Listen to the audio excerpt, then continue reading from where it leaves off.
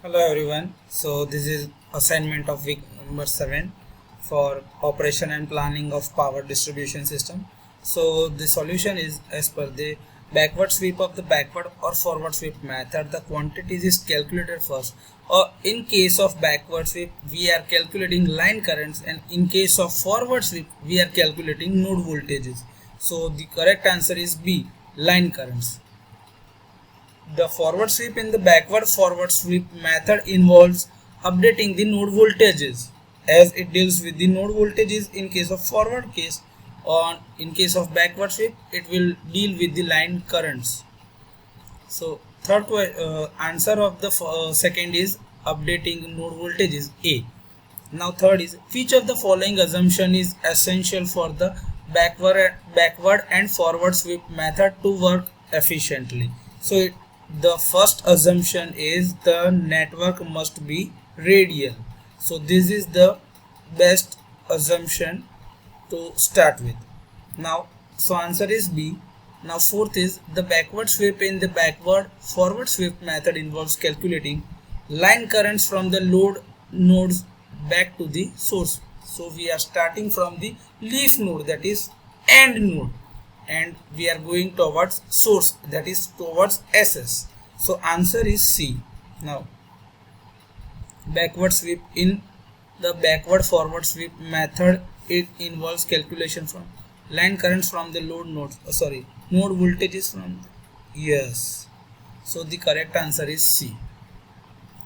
Now fifth, in the backward forward sweep method, iteration continues until node voltage mismatches are below a threshold.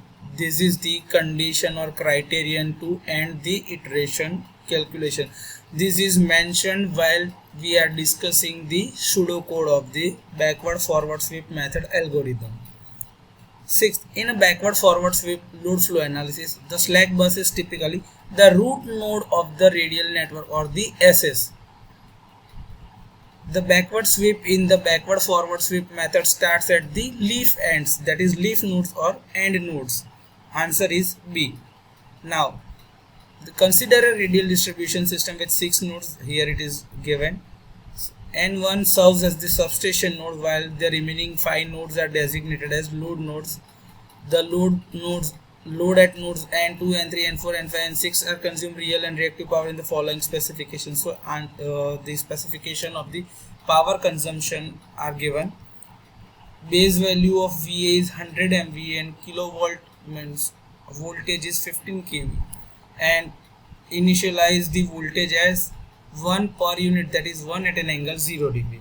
So now first is, determine the phasor drawn by the load at N3, this N3 for the first iteration. So the power consumption N3 is 90 kilowatt and 60 kVAR. So 90 kilowatt divided by 100 MVA. So 100 into 10 raised to 3. So 90 divided by 100 into 10 raised to 3. The answer is 0.4 times 3 times 0 and 9. So first part is this, and second part is minus, because we are using V conjugate. V conjugate means 1 at an angle 0. If we are considering, then the power is P minus JQ. So S is equals to P minus JQ. So 90 minus 60 kVAR divided by 100 MVA. So the answer is 0.3 times 09 minus 0.3 times 06. So answer is B in 8. Now in 9, determine the current flowing in the line L2. So in line L2, the current flowing is the summation of this L3, L4 and L5. So the load current L6 is equals to line current L5. Load current L5 is equals to line current L4 plus this line current. So it is the summation of all three line currents like this. So for calculating these line currents, we have the different power ratings. So the power rating of node 6 plus node 5 plus node 4 and plus node 3 itself. So the current is calculated in L2 is equals to the summation of all these load currents, that is L3 plus L4 plus L5 plus L6. We are terminology here, it is used as load current of different nodes. So load current at node or bus 3, bus 4, bus 5 and bus 6. So for this, here the power consumption is given, so simply divide by this MVA rating. So as we are calculating for the first iteration, so all the voltages are assumed as 1 at an angle 0, and we have to use the conjugate. So we have to consider P minus JQ. So here it is 250 kilowatt divided by 100 MVA. So 250 divided by 100 into 10 raised to 3. So answer is 0.0025 minus J 0.0015. So if we are going to sum up all these 4 nodes, so it will give you 9 plus 21, that is 30, 300, 300 plus 2, 500, 5 plus 2, 25, that is 750. 750 kilowatt divided by 100 into 10 raised to 3. So it will give you 0.0075. So 0.0075 minus, we are summing up all these kVARs divided by 100 MVA, so it will give you the complete value this like. So it is 0.0075 minus J 0.00465. So answer is B.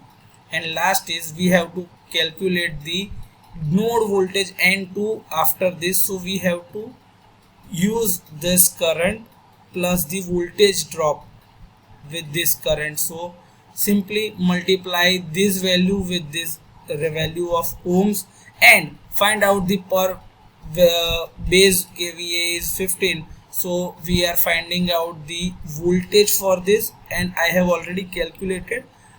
I'll just give you the calculation with this. Now as per the data, I am calculating the S2 in per unit value, that is 0.0014 minus J 0.0010 in per unit value. Now converting the current into base value, so MVA base divided by root 3 into kV base. So the base current will be 3849049.00 amperes.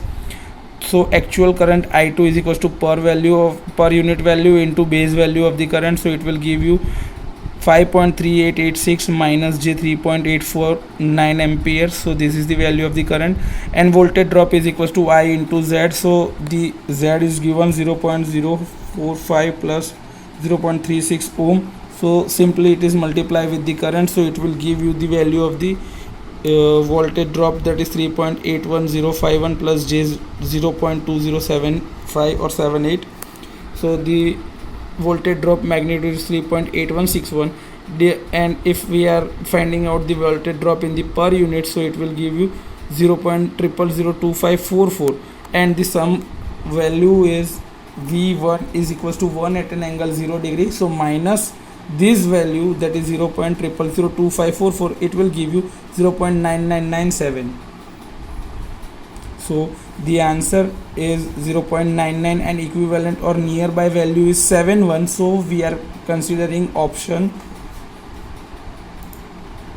C 0.9973 as the correct answer or nearby answer.